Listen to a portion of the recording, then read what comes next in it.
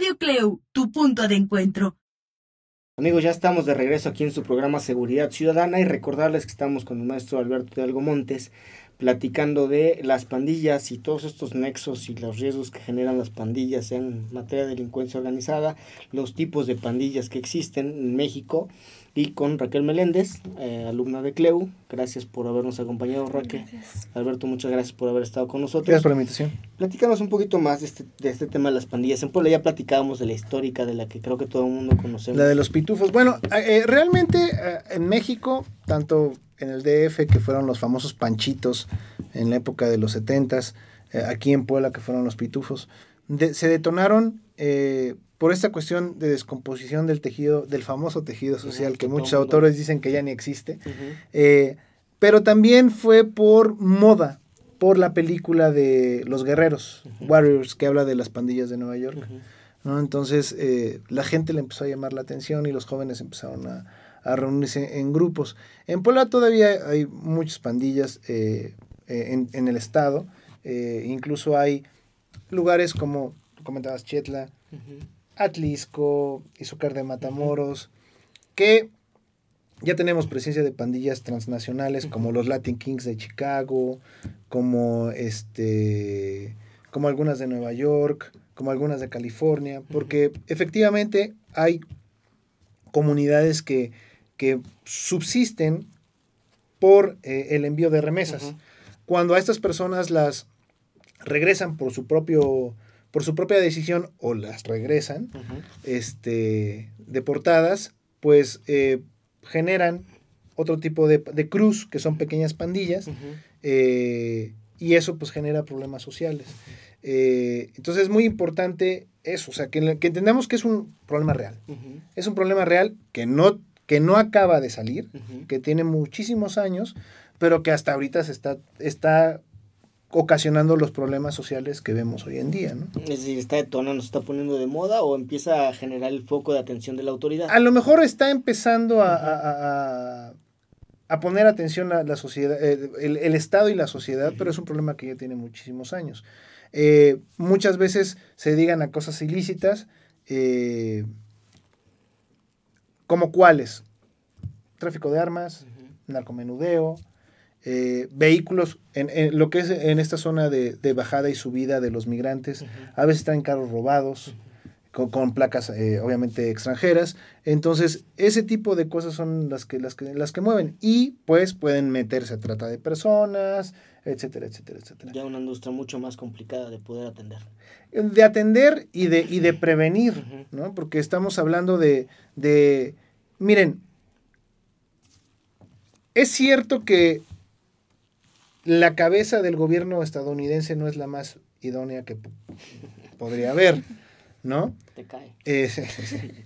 Pero también es cierto que tenemos que entender que no es, o sea, el poder estar en Estados Unidos o migrar a Estados Unidos es una decisión, no un derecho, ¿no? Entonces hay gente que ya lo ve como derecho, y en las comunidades es que yo tengo 17 y me voy para allá, porque allá tengo que trabajar. ¿Y por qué? Sí, claro. ¿No? Es cierto que habla también de que en México no se han generado esas oportunidades, pero también la gente no se quiere quedar a ver si puede hacerlas, claro, si puede generarlas. Entonces, ese es un problema muy grande. Bien fácil. Los que ya tengan hijos, o los que sean hijos, que vivan con sus papás, pues viven en casa de papás y son sus reglas y te aguantas, ¿no? Sí. Es su país, son las reglas que ellos quieren poner y nos tenemos que aguantar porque son sus reglas. Entonces, ese tipo de cuestiones genera muchos problemas. No es cierto que Donald Trump ha deportado más mexicanos, deportó más Obama, si vemos las estadísticas. El problema es que sí nos están deportando a las personas que ya tenían antecedentes penales. Muchas de ellas no, pero la gran mayoría sí. Entonces, las están aventando por Tijuana, por Tamaulipas, y esas personas tarde o temprano o se quedan en la franja fronteriza o empiezan de regreso a sus comunidades. Y eso, cuando son personas que realmente regresaron por un problema migratorio, regresan a trabajar, ¿no?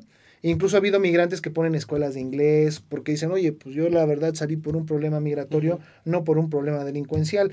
Pero los que ya están saliendo de prisiones, que los agarra el ICE y los bota a la frontera, eso sí ya traen problemas. Claro. Entonces eso nos va a generar una olla de presión. ¿Por qué? Porque muchos de ellos ya están hasta preparados. Ejemplo, hay documentos, está documentado que pandilleros que tenían un estatus migratorio de ilegal se reclutaron, se fueron al ejército a combatir a Irak nada más para poder ganar los papeles. Cuando no se los dieron, bueno, ¿qué pasa? Ya tienes un pandillero que está altamente preparado, me puedo cotizar alto para un cartel mexicano, ¿no? O por un cartel colombiano. Entonces imagínense lo que está viniendo, ¿no? Además, si le sumas a estos, los que ya tenemos, más los que van a salir por el cambio en el sistema de justicia penal, que ahora tienen derecho a poder salir, entonces ya se vuelve un mucho más complejo, que pareciera que los gobiernos no están preparados para atender este tipo de soluciones, porque además se le vinieron muy rápido.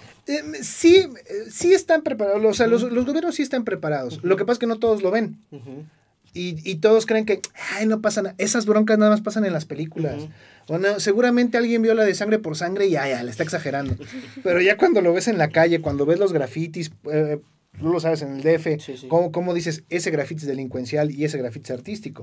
Igual está pasando en Puebla, igual está pasando en muchos lugares. Entonces la gente, si no está preparada para eso, no va a poder identificar las amenazas reales y cuando querramos actuar, pues va a ser demasiado tarde. Claro. Raquel, ¿alguna pregunta? Bueno, ¿cómo le hacemos para que la sociedad y el gobierno esté preparado para combatir este tipo de pandillas? La primera es información. Hay que informarnos qué es una pandilla y qué no es una pandilla, porque si no vamos a hacer arbitrariedades. Tenemos que entender que esto es un problema social, no es un problema masculino, porque no, es que una mujer no puede ser pandillera, ¿no? O un niño, ¿no? Ojo. Estamos hablando de que las pandillas agarran a los miembros como sicarios. Hay niños de 8 años que ya han matado. Son niños sicarios. Es un problema que, me acuerdo que la primera vez que fui a Colombia, decíamos, ese problema en México jamás lo vamos... Aquí porque somos salvajes y lo veíamos como el niño de la selva. Y ahora que lo vemos... a ver, háganse esta pregunta. Y es una pregunta que yo les hago a los compañeros de la policía. ¿Un policía está psicológicamente preparado para dispararle a alguien que tenga la edad de su hijo o de su hermanito en caso de que su vida esté en peligro? Y todos, no, ese es un problema real, ¿no? Sí. Ese es un problema real. Tenemos que organizarnos con las autoridades y tenemos que generar políticas públicas correctas. Sí está bonita la recuperación de los parques, sí está, ¿y lo demás qué? ¿No? Eso es importante. Tenemos que hacer sinergias positivas que realmente nos ayuden a disminuir los delitos. ¿Sí? Eso es muy importante. Que todo parte de los diagnósticos, ¿no? Claro. Miren, es importante. Yo siempre he dicho que los legisladores tienen que tener un asesor en policiología y un asesor en criminología. Porque luego hacen sus propuestas de ley que a lo mejor se escuchan bien bonitas y se escuchan bien apantalladoras, pero son las más estúpidas del mundo. Que dices, oye, esto no le va a dar resultado ni a Mickey Mouse. Entonces, eso es muy importante, que el criminólogo realmente asuma su rol y que vea que no está nada más su campo de acción dentro de una policía o dentro de una fiscalía. Que hay un mundo de criminología corporativa, criminología, por ejemplo, en este punto de asesorar poderes legislativos, porque luego hacen unas cosas que dices, güey, ¿a quién se le ocurrió? ¿No? Entonces, eso es muy, muy complejo. Este problema se resuelve como todos los sociales, poniéndonos de acuerdo. Y también perdiéndole el miedo a los egos, porque la gente es demasiado envidiosa y a veces no quiere, no, pero yo, ¿por qué voy a hablar con el de la colonia diferente? Ejemplo aquí, la vista con los del Infonavit de enfrente. O sea, oye, güey, ¿cómo voy a hablar con el de allá? O sea, viste, tú traes un bocho. Entonces, no se dan cuenta que la delincuencia que ataca allá es la misma delincuencia que ataca acá. No, por supuesto, y además el factor de riesgo es compartido, ¿no? Fíjate que alguna vez viví en Los Héroes y se descompone el portón y aquellas personas que no tenían coche dijeron, ese es el problema de los que tienen coche, a mí no me va a afectar, ¿no? Esa noche robaron algunos tapones de llantas y robaron bicicletas de los hijos de los que no tenían coche. Ya ven cómo se afectó. Inmediatamente dijeron, oigan, todos cuánto nos toca, cómo vamos a cooperar para arreglar el portón, ya. Bueno, pero estás hablando que, o estarán de acuerdo los dos, que a veces el sentido común es el que comúnmente la gente no usa. Sí. El problema no es el de los carros, es el de todos. Claro.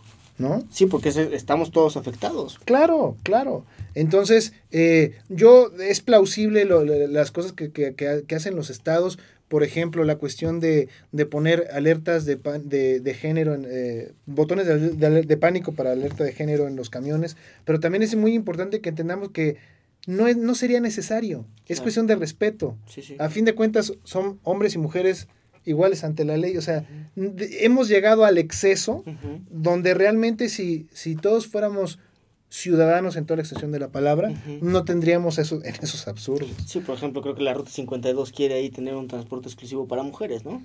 Lo pasó en el metro. ¿Ahora Bueno, quién lo usa? Sí. Nadie. Sí, están los vagones exclusivos para mujeres. Entonces, lo importante es eso, entender que no es necesario que lleguemos a extremos, siempre y cuando, uno, la sociedad entienda y se informe de sus leyes que tiene que obedecer, y que la autoridad también entienda que son ciudadanos. Un policía trae su identificación oficial, o sea, es un ciudadano. Eso es muy importante. Ok. Amigos, pues ya estamos a punto de terminar nuestro programa. Se ha ido volando el tiempo. Ha sido sumamente interesante platicar con Alberto Hidalgo Montes. Gracias, Alberto, por habernos acompañado. Gracias por la invitación. Seguridad Ciudadana, tu programa y Radio Cleu está a tus órdenes. Gracias. Seguro, esperemos que nos acompañes cuando presentes el libro para que podamos ampliar mucho más este tema. Será un placer. Y después platicaremos ya también de todo el tema de la capacitación de las academias, cómo se forma un policía, cuáles son los perfiles, un poco para entender todo este tipo de sinergias que se están trabajando desde hace muchos años, no solo en Puebla, sino además a nivel nacional, que ha costado un poco de trabajo, pero que me parece que se está haciendo un trabajo bastante interesante en el tema de las policías. Raque, muchas gracias por habernos acompañado. Una conclusión, Raque. Bueno, pues yo creo que hay mucho en qué trabajar para resolverte esta situación.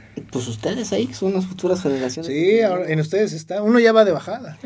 Yo soy abogado, entonces a mí ni me metan. Sí, no. Amigos, pues muchas gracias por habernos acompañado. Eso es todo en su programa Seguridad Ciudadana. Nos vemos la próxima. Muchas gracias, cuídense mucho. Hasta luego. Hasta luego. Radio Cleu, tu punto de encuentro.